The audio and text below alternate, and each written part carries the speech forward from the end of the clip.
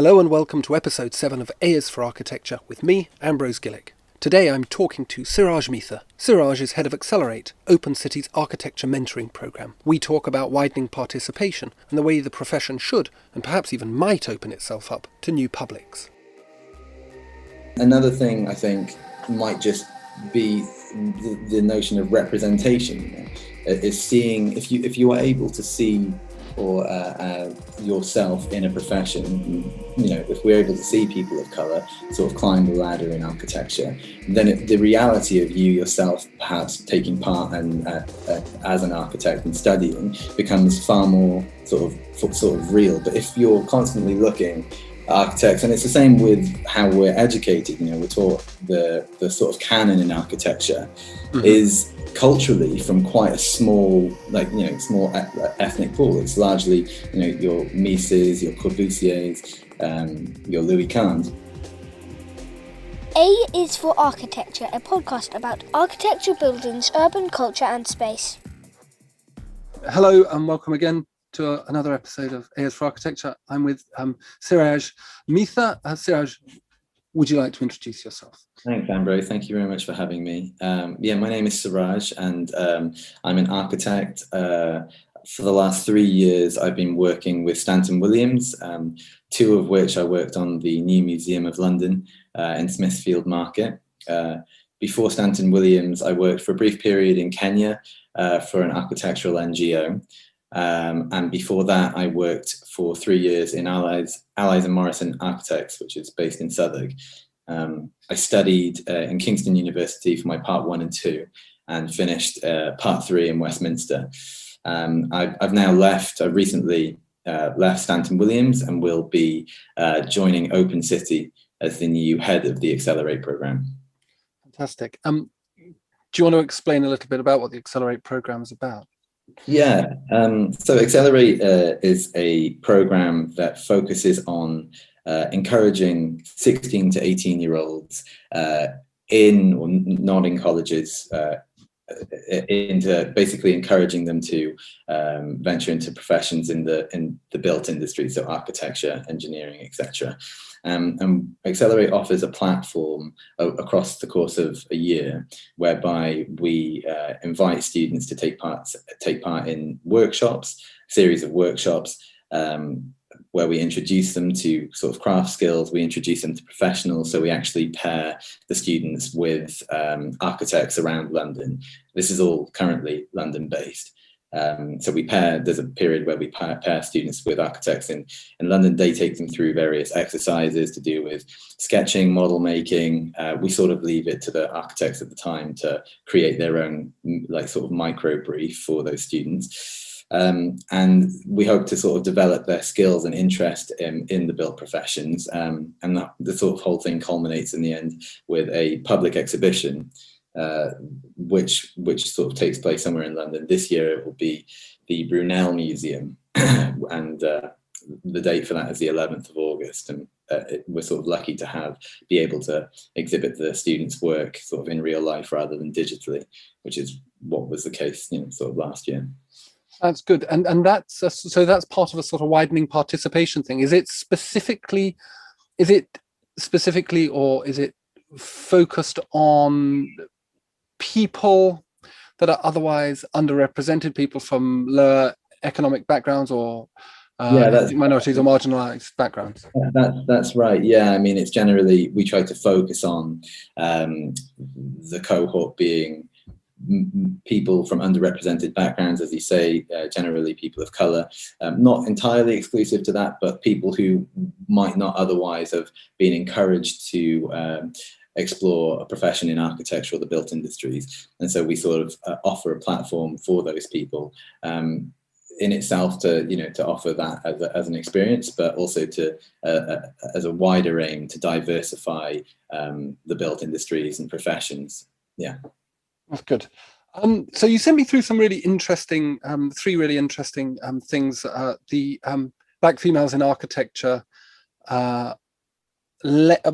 discussion platform, conference, I suppose, small scale conference, part of the Open City's 100-day studio. No, Architecture Foundation's 100-day studio. And the survey from the AJ Architects Journal looking at diversity and representation. And there was, and something from DZine as well, looking at it as well with looking at this underrepresentation and these slightly awkward questions that architecture has to deal with.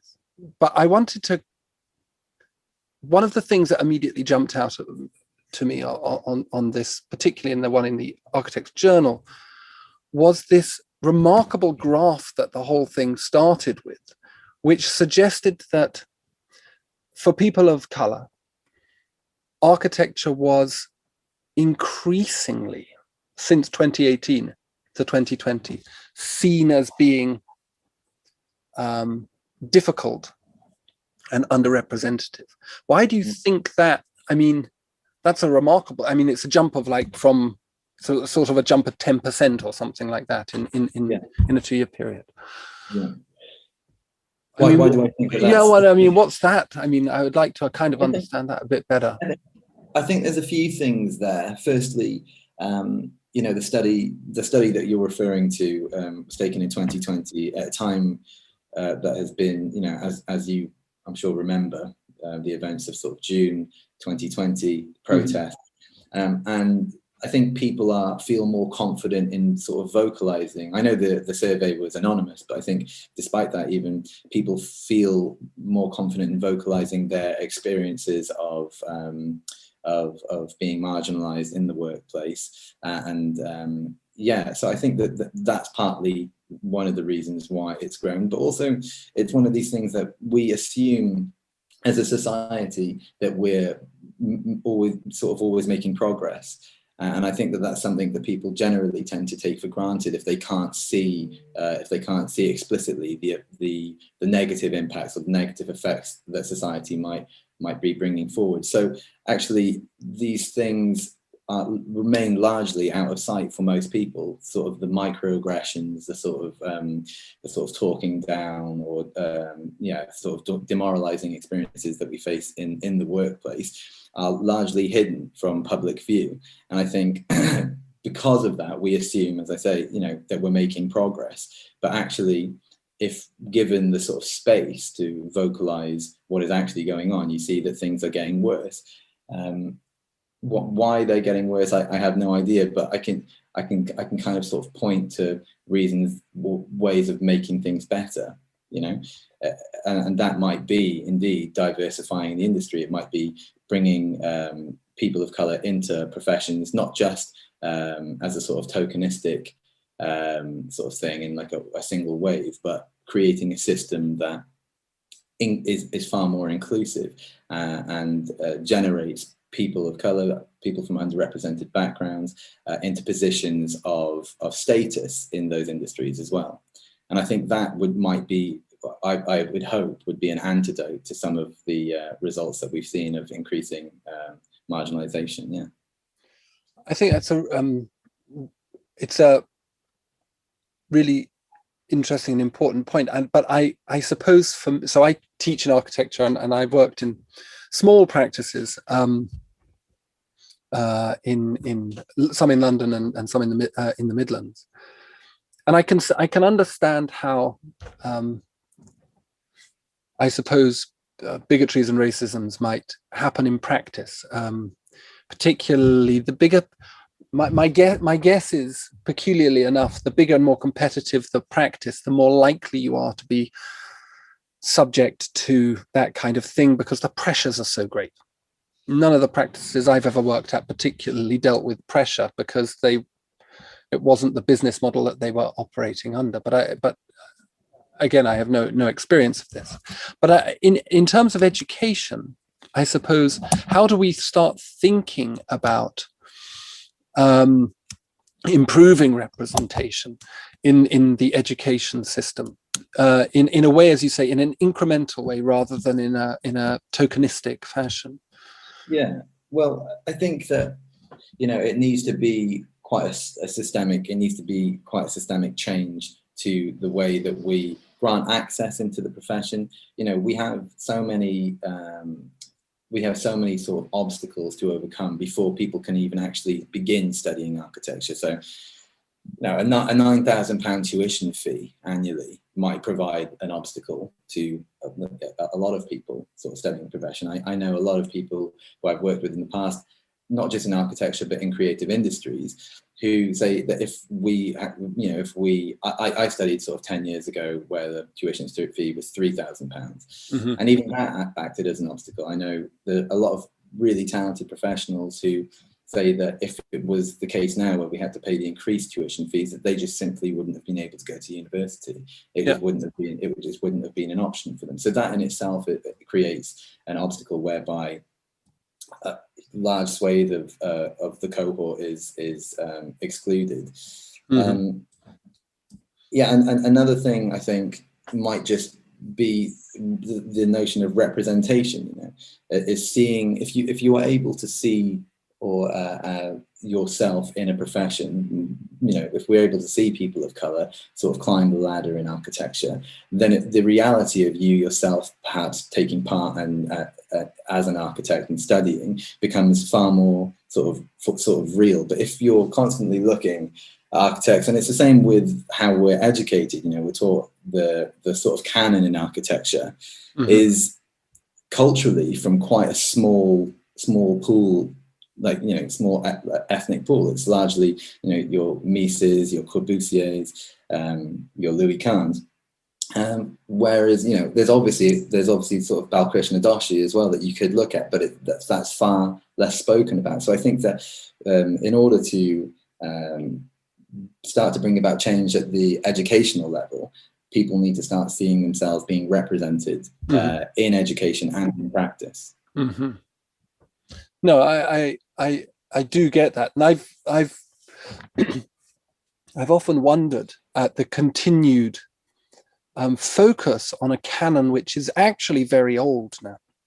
That's one of the odd things about the canon that we look at, as you say, Corb, Mies.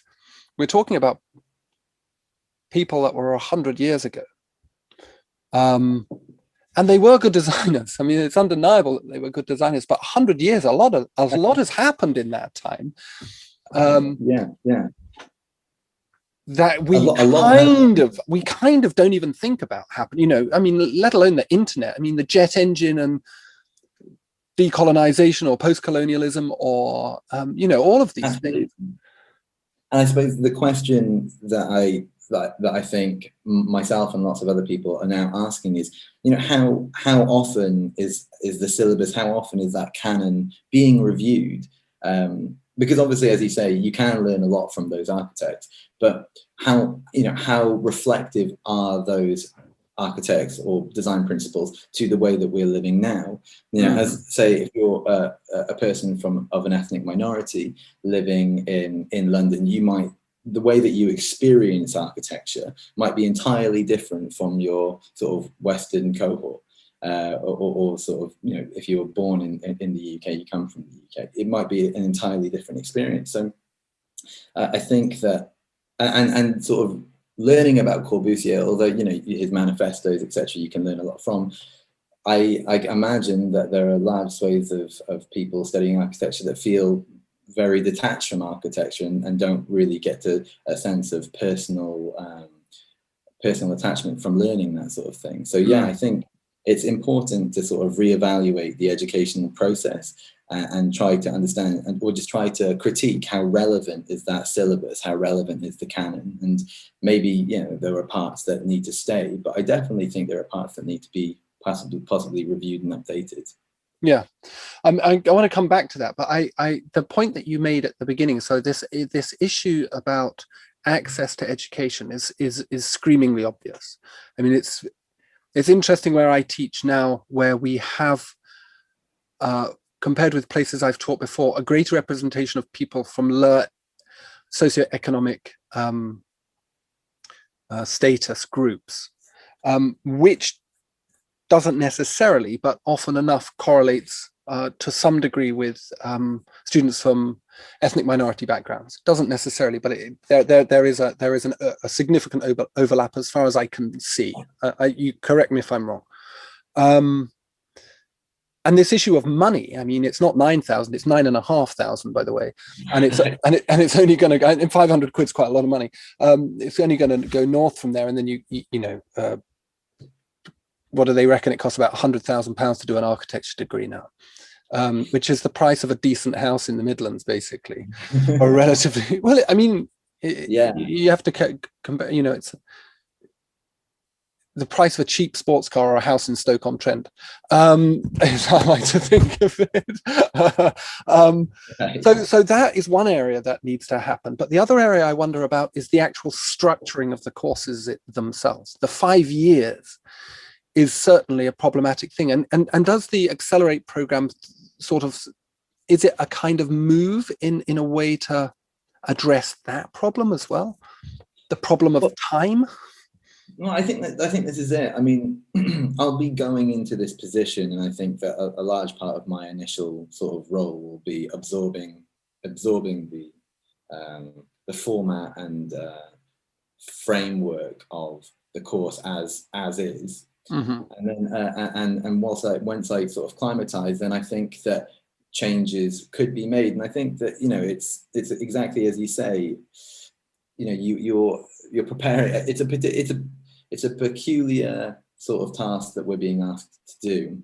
The 16 to 18-year-olds, college students, is prepare them for an industry or enthuse them to be part of this industry that probably does, as you're sort of alluding to, needs to be like critically reviewed. I'm not sure if the sort of 5-year framework does particularly work. I mean, I from my own experience, it sort of helped me. I mean, I sort of just went along with it, but I wonder how valid that still is. I mean, I really can't comment on our work with Accelerate.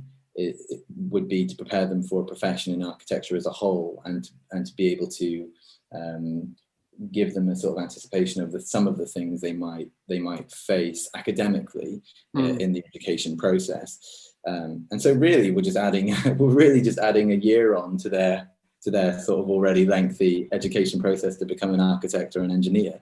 But I do think that you need to think about these things holistically, and I'm sort of grappling with that idea now. Is like, as I say, the first part of my job will be to absorb and climatize. Is how much are we going to try and take on? Because I'm beginning to realize that, you have to see this thing as a whole. Because if you're preparing students at one end of the process to go into something that you're not entirely satisfied with, or you're not entirely happy with, how can you then do that? with a clear conscience. Yeah. So it's really, I mean, I've been asked since accepting this role with Open City, I've been asked, jokingly by some of my colleagues, architects, how can you, and it's this whole joke of how can you encourage students, honestly, how can you encourage students to become architects? Because, what is an architect? We are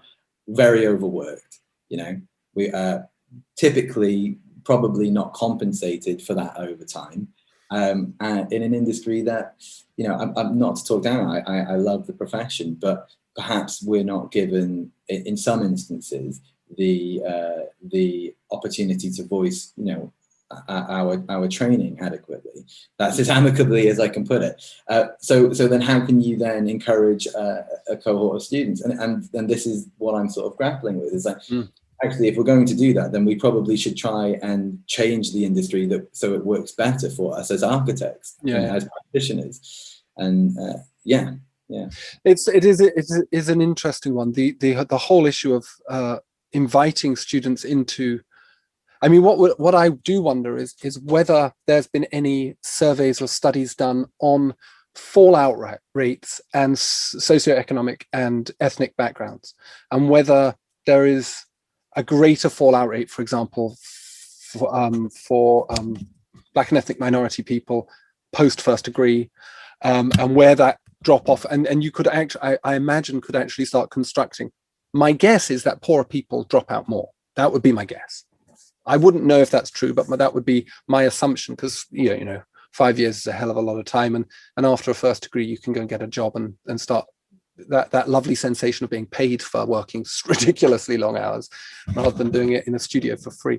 But I do, so I think that would be like, for me, that would be a really interesting study. But my guess is it would back up your point. But just to come on to this idea of representation, particularly ethnic minority representation, what does voice, what does voice mean? Like, how does identity and the articulation of identity, how is it absent in the profession? So leaving aside, say, for example, issues of overt racism or it's a good question. And I think, this word voice, I think it is just that, it is the representation of identity, and it's the feeling of being included, the feeling that people, the feeling of being included in your built environment, and feeling that your built environment sort of reflects your needs and the needs of your community. And actually, and I think this is it, how much of London can we say does that successfully? And I sort of wonder. I was in Brixton the other day, and I used to live in Brixton for about 5-6 years, and it's changed a lot. It's a really, really fantastic place, and it's got, I think, an incredible character. And I love places. London especially has all of these different pockets of places with an incredible sort of autonomous character. Brixton is like nowhere else in London, and I sort of think about why that is, and largely because the communities in Brixton have taken ownership of that place, and in a really organic way. And there has been pushback, state-sponsored pushback from the police, etc., over the sort of course of the last 50 years. But Brixton feels sort of autonomous, I think, because the communities have seized, almost like appropriated the area. And I think it's architecture's duty to provide for those communities in a way where they don't have to appropriate, whereby they are provided for. And I think that's what we're talking about in terms of representation of identity. If you take the various diasporas in London, then it's sort of a plethora of like a sort of beautiful ethnic tapestry. And I think if those things were reflected, and it doesn't have to, I wouldn't have thought it would be a sort of physical manifestation, although that it could be just that through architecture. I think of Bushra Muhammad gave a lecture on the Architecture Foundation sort of YouTube channel, which was fantastic. It was on Geertz and Scholz's Lamedi, which is housing for African community in Rotterdam. And she sort of talks through this really beautiful example of Geertz and Scholz's built sort of, I think it was 90 units. And the way that they sort of built around that community was by sort of physical architectures. So a reflection, which were a reflection of the people living in those spaces. There was symbolic representation, there was various spatial sequence, there was a color palette, which all required investigation from those immigrant communities, but which was sort of reflected in that architecture in a way whereby those communities felt represented. They felt their identities had been considered. And there is arguably that sort of process has been put in place with public consultation. But in my time designing housing, I am skeptical at how much public consultation, or how seriously public consultation has been taken in the past. Especially in some of the projects I've worked on, it's usually just a sort of page filler in a design and access statement sort of thing. Whereby those opinions that the public are given aren't properly considered or properly listened to in a way that really represents what the community is asking for, rather than sort of appeases the architectural design. It's this sort of notion of democratizing the design process, including including the public as a sort of critical member of that process, critical pillar of that process, and having that sort of information generated throughout. It's a really interesting idea. I did my PhD in Gujarat in India, and was looking at post-disaster reconstruction after the Bhuj earthquake. And the group that I was looking at, it was a sort of third sector organization.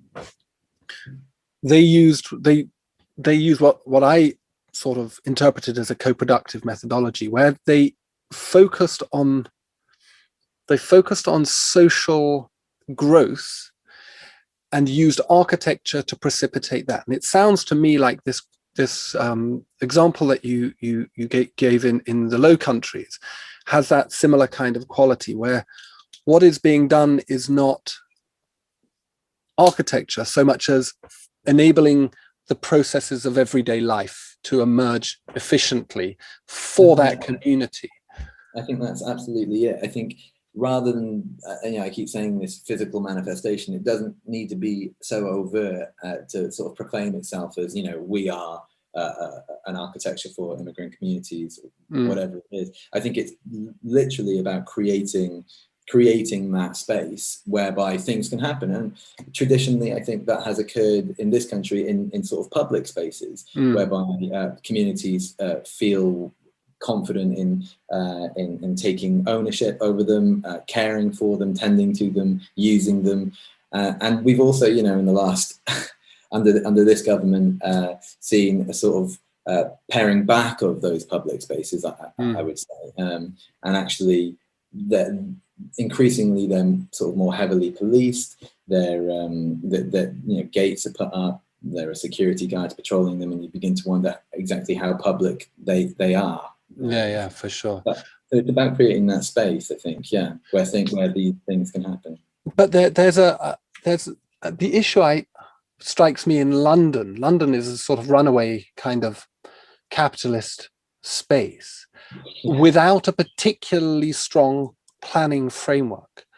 And for me, the issue of representation, I wonder, and I don't know if you've thought about this or whether Open City deals with this kind of idea, is the issue of systemic change at the level of planning, where I imagine in Holland, the planners are capable of saying, we need to house this particular community, and these are the rules that you are going to, the architects and the developers are going to actually have to play by, or it doesn't get built at all. And I wonder, and I don't know if you know anything about this, I wonder whether at the level of planning, there is actually no control in Britain about, you can say, I'm going to produce something for, a Somali community, but the fact is that you're just producing something for the market. Yeah, I mean, exactly. It's interesting when you say when you sort of mention the rules through when you're going through sort of planning processes, and actually, I think it might be the rules that have kept these things, certain communities being catered for. Though I think it's the rules that have been used as an excuse to not generate sort of the housing that you're sort of talking about. I think that as far as I know, the only way that those communities are being catered for are through percentages on affordable housing, which are increasingly bypassed through various methods that housing developers are savvy to, viability assessments and things like that. I mean, Aylesbury, Elephant and Castle, the Haygate estate are perfect examples of existing communities that have sort of thrived for decades, being kicked out for more viable housing initiatives. And as we've sort of seen from those projects, I mean, I don't know when the last time you were in Elephant and Castle, but I sort of was getting the bus past not so long ago, and the shopping mall is currently being sort of demolished. And it's quite sad to see, because, you know, that was quite an integral, I recognise that to be quite an integral part of that community. And the things going up in its place are so sort of different and not good different. It's very difficult to derive a sense of community from high-rise sort of metal-clad residential blocks now. I mean, people said that about Haygate Estate perhaps when it went up in the first place, but those communities that were living there have now been shipped out, many outside of London, and their only testament is this sort of 30% of affordable housing goes back, you know, so we are catering for people in the community, which I just don't think is enough, unfortunately. No, and it's interesting that Elephant and Castle example. That was quite a centre for, wasn't it Latin Americans or? I think it's Latin Americans. Yeah. Yeah, and I had a student write a dissertation on that the year gone by, and it was really interesting, because I don't go to Elephant and Castle that much. I mean, I don't live in London, and if one was to come into London as a tourist, Elephant and Castle probably isn't up there on your top 10 London sites. But so there's this interesting thing of gentrification. So diversity is in architectural practice. I mean, it is challenged by gentrification. Architects are called in increasingly, I think, to gentrify places, which must in a way also act as another barrier to diversity in the profession, in a way. I mean, it must be kind of odd to be, say, for example, a black person who's the architect required to go in and kind of clean out communities. Yeah, well, when you say that, I would probably not use that terminology, because, you know, saying to clean out would be to say, I know what you mean. Yeah. Absolutely.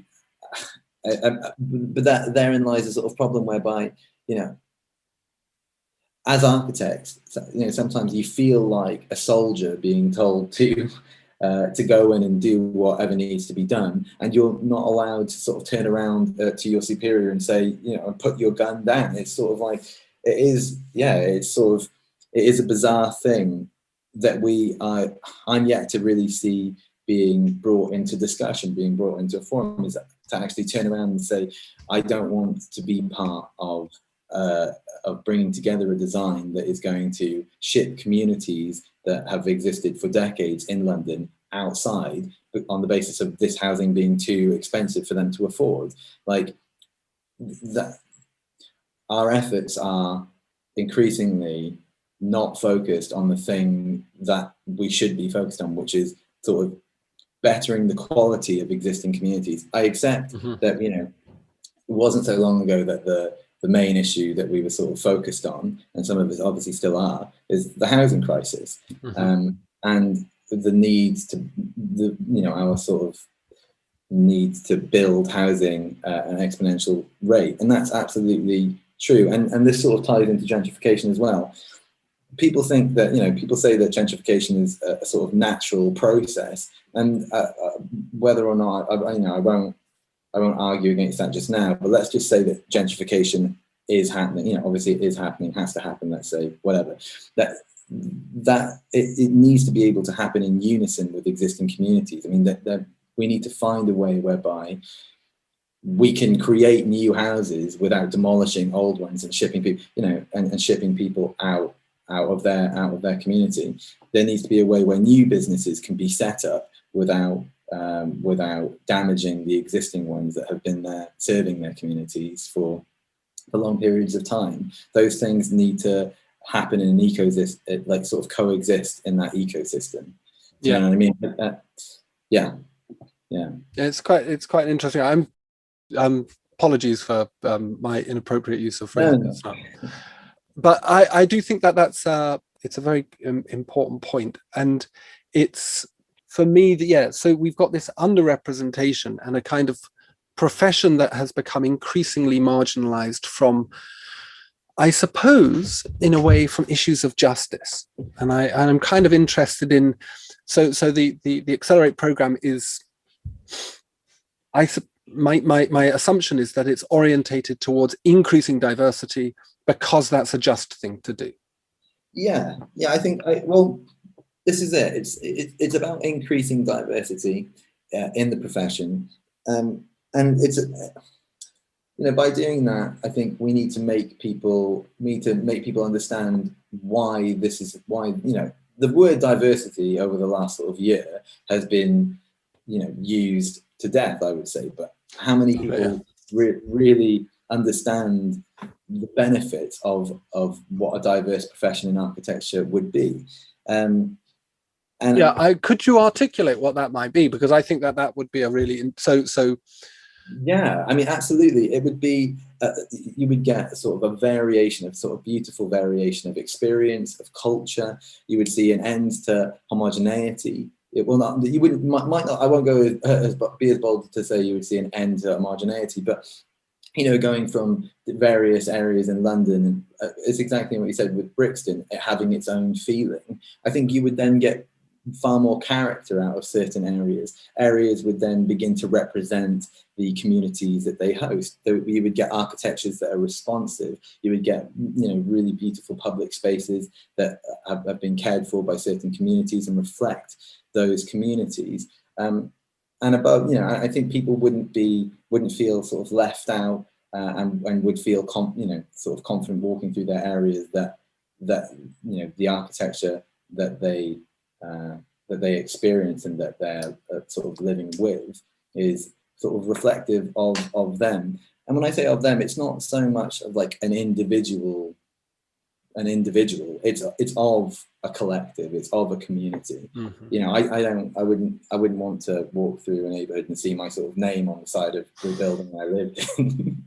But it's about sort of knowing that or feeling that architecture is responding to perhaps your part of your sort of background and part of the community that you live in, and it could in my mind, architecture would only be that much more rich for having that diversity of opinion. Mm-hmm. We'd be it's what we talk about with the canon as well. Of course, you get a lot from studying Mies van der Rohe, you get a lot from studying Le Corbusier, but that is that sort of relatively small tight pool of examples taken from the global north is great, but how much more could we gain if we open things up to the sort of global south and introduce them into the canon, introduce them into the syllabus? I can't see that being a limiting process. No, but it does require a huge amount of expertise in the teachers, and it requires a huge amount of, very few people who teach in architecture schools have a background in engagement in the global south, and it's a massive process to at hand. You get a lot of people in other departments, and I think this is, for me, so it's a point that I want to come on to, which is this issue of intersectionality, which is something that I took from your 100-day studio video link that you sent me. Architecture has remained as a educational system very much dominated by architects, and even though we're like an enterprise which is incredibly diverse in the way that we have to act, like we have to be social workers, we have to be designers, we have to be mathematicians, planners, all of these different kinds, and good at business as well, if we're to make a fist of it. We don't engage with other disciplines, and things like urban geography, sociology, history, literature, they do have much better representation in their canon of more diverse voices. So we'd have to train our people like that.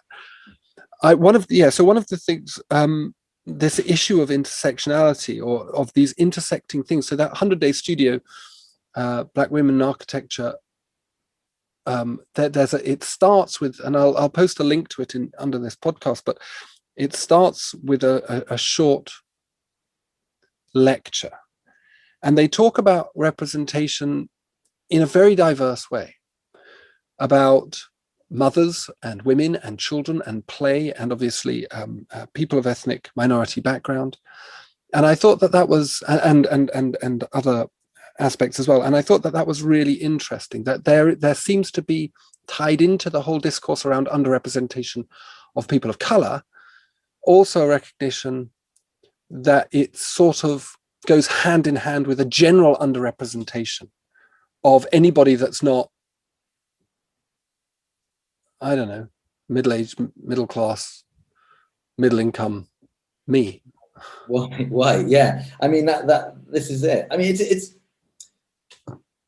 it's a difficult conversation to have, anyway.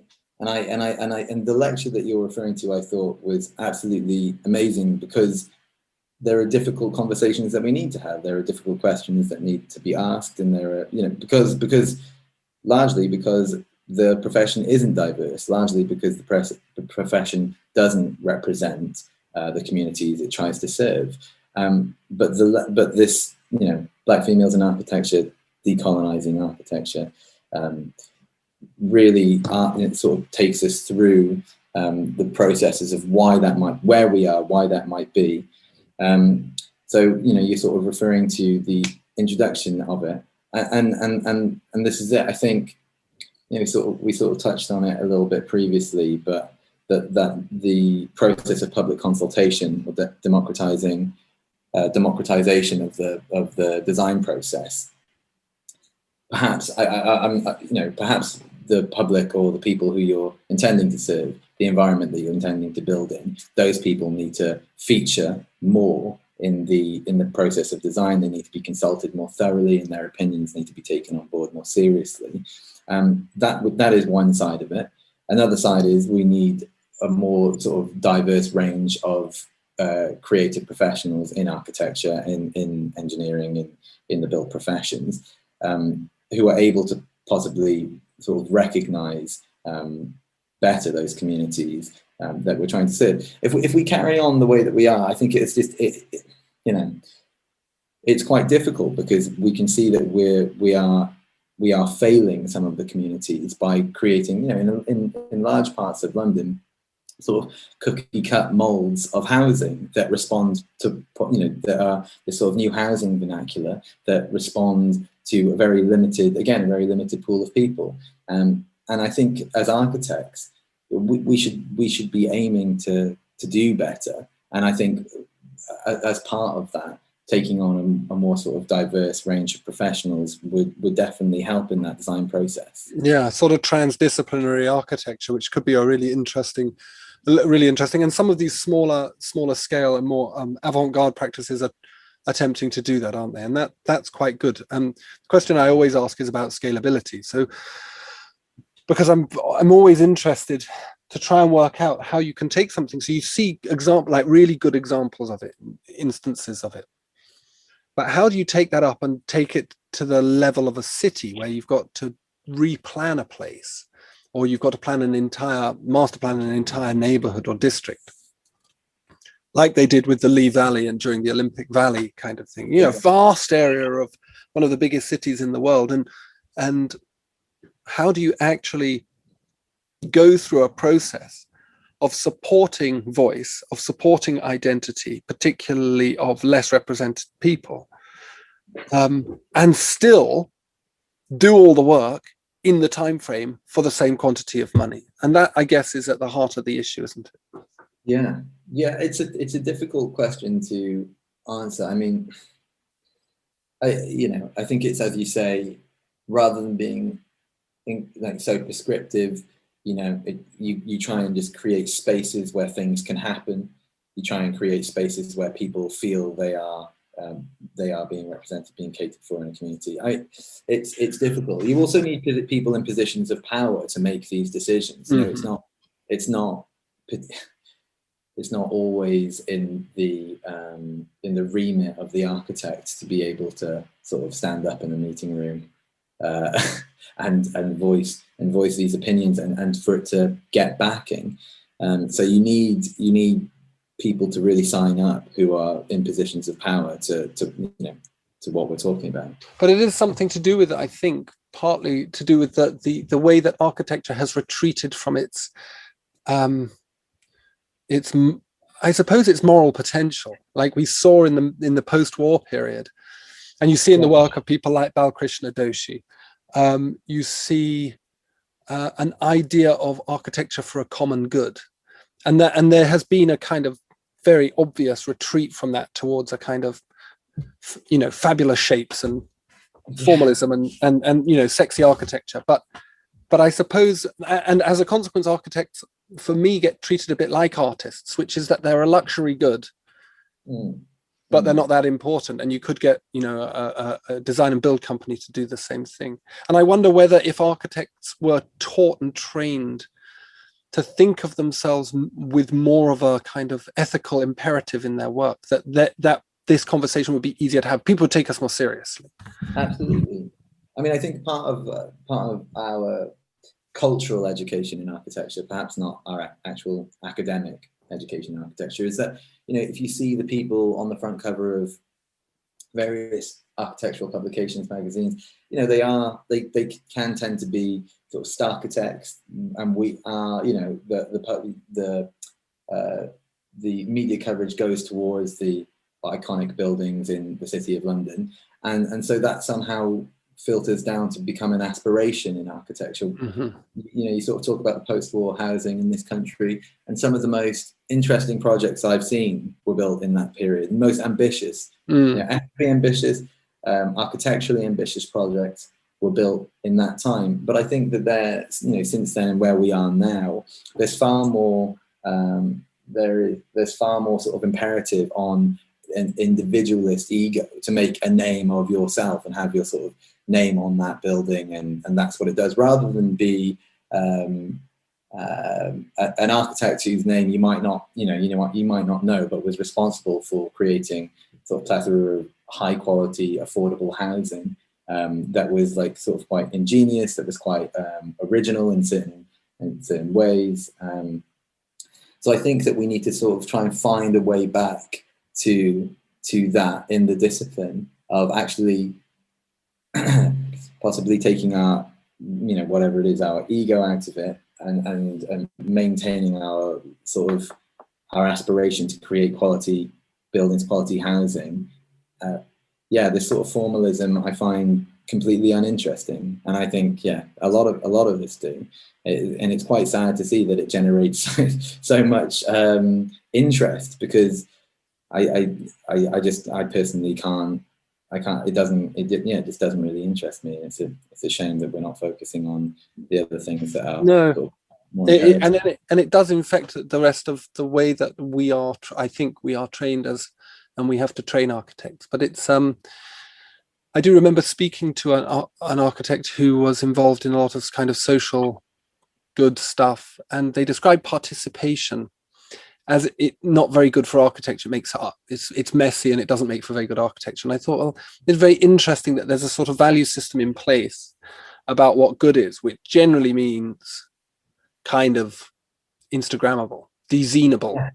And rather than, as you say, looking at the kind of how do you actually embody social identities in their diversity, in their but also in their specificity. And that was the thing that I'm kind of really intrigued by, this idea that you would want a space that would enable someone to feel represented, but at the same time, you've got to work at such a scale that you need, both you and me to feel represented, and you and me, if you know what I mean. It's like it's a really complex thing.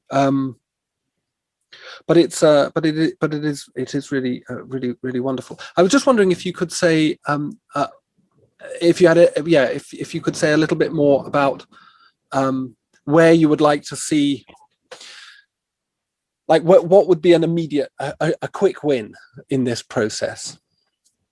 Well, that's an interesting question. I honestly, I'm not sure if there are any quick. I'll answer by saying I'm not sure there are any quick wins. I think what we need to do is make structural change, policy change that enables programs like Accelerate. I'm sort of heading up Accelerate now, and I will be for at least the next year. but that program has been running for 10 years now, and it's been building, it's been growing each year, and they, Sophie Draper and everyone over there, Elliot and Cyber, have been running it very successfully. And I think actually there aren't any quick changes. There are these sort of slow changes that you need to invest time and instances money in, and you need to just sort of keep with them and have the faith and watch them and put the work in and wait for them to come to fruition. I honestly, I think that if there were quick wins, that we would have sort of tried them out, a long time ago. I mean, I would say that having people of color in positions of, sort of managerial roles is great, and being able to have that conversation in a meeting room where you aren't the only person of color and you are being sort of listened to. And that's not to say that if the meeting room is entirely white, you won't be listened to, but it might mean that the issues that you think are imperative in that room are shared. The notion of that is shared between not just you, but a few other people because of personal experience. So yeah, that's a really roundabout answer to say that I don't think there are any quick wins, unfortunately. No, I think that's a fair answer, and I think that would probably be it wouldn't, as you say, it wouldn't be a quick win, but it would be a win. And it's not that, one would hope it wouldn't take that long to achieve a little bit of better, more diverse representation. Absolutely. At the level of management. Yeah, I mean, if just to go back to sort of Accelerate for a second, we're already beginning to see, fantastic evidence of the success of the program. This year we're going to try and get a lot of the alumni from previous years in the program sort of come together and talk about their experience. I think Accelerate has a 70% rate of students that go on to study architecture from having access to the program, the Accelerate program. And I think that's like a really fantastic statistic that we'll try to, continue to try and increase. Yeah. But just hearing testimony from that alumni and getting them sort of involved in coming back and meeting the new cohort, I think is a sort of proof of that success of diversifying. It's already diversifying the industry. Yeah. That's really good, and it kind of consolidates one of Neil Pinder's points from that conference as well. That he talked about how the exclusion of creativity from curriculums in the 8 core subjects means that for those kids that go to private school, for public schools as we call them, they get to become the creative decision makers, and your program kind of subverts that, and that's really interesting. It just naturally subverts it because it contacts the kids before that kind of the privilege of accessing higher education is brought to bear. So that's really, really great. Thank you ever so much. Thank you very much, Ambrose. It's been very nice listening to you. And we will speak again. No, not at all.